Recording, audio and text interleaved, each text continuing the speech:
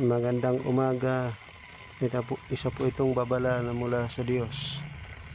Davao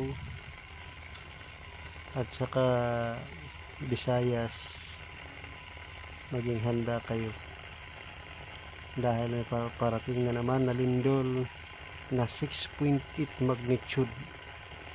Ito po ay medyo tatagal ng konti, hindi tulad ng una na 10 seconds lang.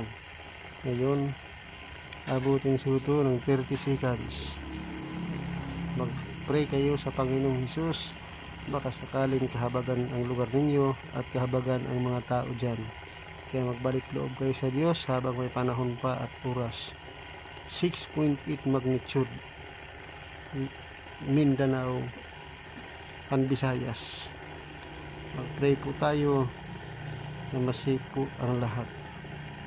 Pag tayo mag-utang lindol na yan, huwag kayong mag-stay sa building o sa bahay ninyo. Huwag kayong tumulad sa mga drill na yan na mapasok sa ilalim ng misa. Baka matabunan kayo ng pader o mahambagsak kayo ng kisame. Pilitin ninyo makalabas.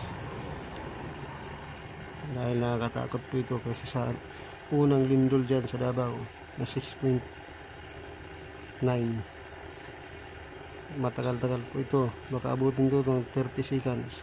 Kung sa Davao yung unang lindol na 6.9, umabot siya ng 10 seconds, ito baka abutin ko ng 30 to 40 seconds. Thanks for watching. Naging handa at manalangin sa ating Panginoong Hesus. Baka sakaling kahabagan kayo dyan.